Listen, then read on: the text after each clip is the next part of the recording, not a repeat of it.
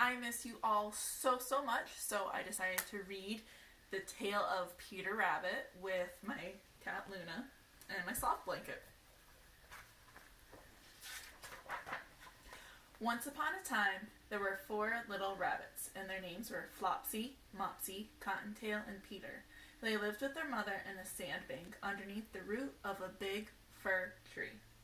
"Now, my dears," said old Mrs. Rabbit one morning, "you may go into the fields or down the lane, but don't go into Mr. McGregor's garden. Your father had an accident there, and he was put in a pie by Mrs. McGregor. Now run along, and don't get into mischief. I am going out." Then old Mrs. Rabbit took a basket and her umbrella and went through the wood to the baker's. She bought a loaf of brown bread and 5 currant buns. Flopsy, Mopsy, and Cottontail, who were good little bunnies, went down the lane to gather blackberries. But Peter, who was very naughty, ran straight away to Mr. McGregor's garden and squeezed under the gate. First, he ate some lettuces and some French beans, and then he ate some radishes. And then, feeling rather sick, he went to look for some parsley. But round the end of the cucumber frame, whom should he meet but Mr. McGregor?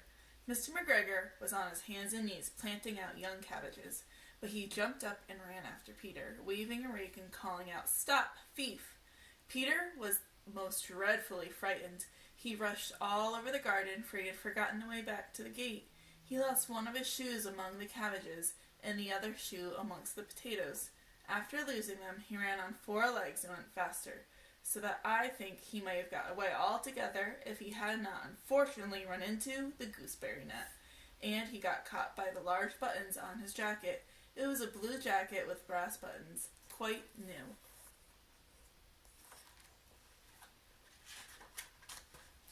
Peter gave himself up for lost and shed big tears, but his sobs were overheard by some friendly sparrows, who flew to him in great excitement and implored him to exert himself. Mr. McGregor came up with a sieve, which he intended to pop upon the top of Peter, but Peter wriggled out just in time, leaving his jacket behind.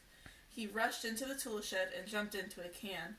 It would have been a beautiful thing to hide in if it had not been so full of water. Mr. McGregor was quite sure that Peter was somewhere in the tool shed, perhaps hidden underneath the flower pot. He began to turn them over carefully, looking under each. Presently, Peter sneezed, "Kerchoo!" and Mr. McGregor was after him in no time.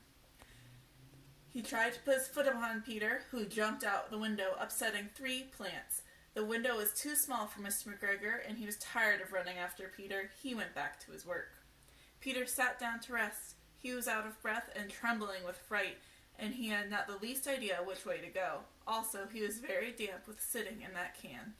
After a time, he began to wander about, going lippity-lippity, not very fast, and looking all around.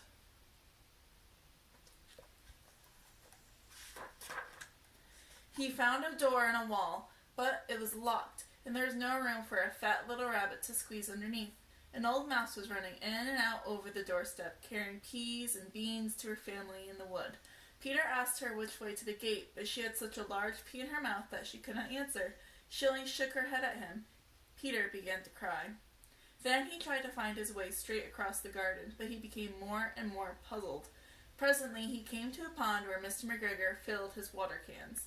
A white cat was staring at some goldfish. She sat very, very still, but now and then the tip of her tail twitched as if it were alive. Peter thought it was best to go away without speaking to her. He had heard about cats from his cousin, little Benjamin Bunny. He went back towards the tool shed, but suddenly, quite close to him, he heard the noise of a hoe. Screech!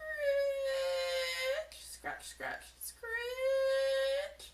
Peter scuttled underneath the bushes, but nothing happened, and he came out. He climbed upon the wheelbarrow and peeped over. The first thing he saw was Mr. McGregor hoeing onions. His back was turned towards Peter, and beyond him was the gate.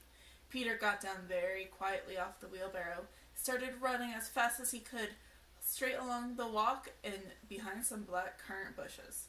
Mr. McGregor caught sight of him at the corner, but Peter did not care. He slipped underneath the gate and was safe at last in the wood outside the garden.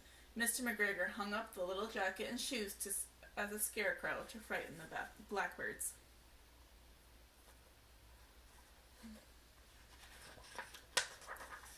Peter never stopped running or looked behind him till he got home to the big fir tree. He was so tired that he flopped down upon the nice soft sand on the floor of the rabbit hole and shut his eyes. His mother was busy cooking, and she wondered what he had done with his clothes. It was the second little jacket and pair of shoes that Peter had lost in a fortnight. I am sorry to say Peter was not very well during the evening. His mother put him to bed and made some chamomile tea, and she gave a dose of it to Peter, 1 tablespoonful to be taken at bedtime. But Flopsy, Mopsy, and Cottontail had bread, milk, and blackberries for supper. The end.